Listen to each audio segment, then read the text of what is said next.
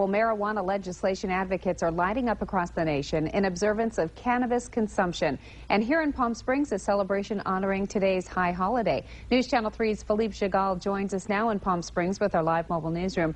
Philippe, what are these local marijuana advocates up to?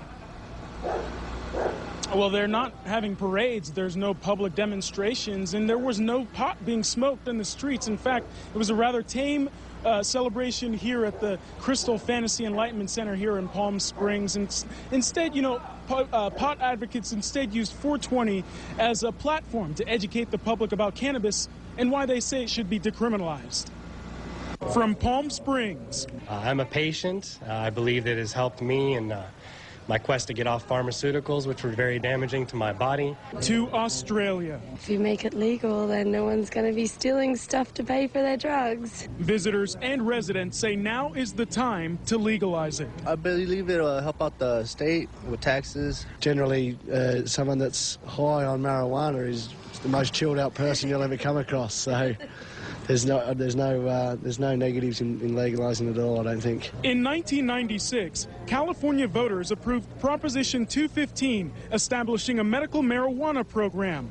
Since then, the state has implemented an ID card program, allowing patients with a card to buy marijuana from doctors and cannabis clubs. But advocates say the state needs to go further. Don't confuse the problems caused by alcohol with the problems caused by marijuana. Crystal Fantasy Enlightenment Center in Palm Springs screened films such as Waiting to Inhale and In Pot We Trust, advocating for a strong turnout for the November 2010 elections.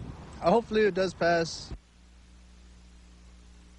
And that is yet to be determined. Tonight, the film festival here at the Crystal Fantasy Enlightenment Center is about to close. Actually, they're finished at 6 o'clock. But then at 7:30, Paul Krasner, the comedian, is going to make his way over here, and he's going to put on a show. And then there will be a community forum where law enforcement, retired, and health officials and other guys will be here talking about cannabis. Now, the main thing that they wanted to tell us is that the tax revenue generated from the sale of cannabis could generate $1.3 billion for the state of California.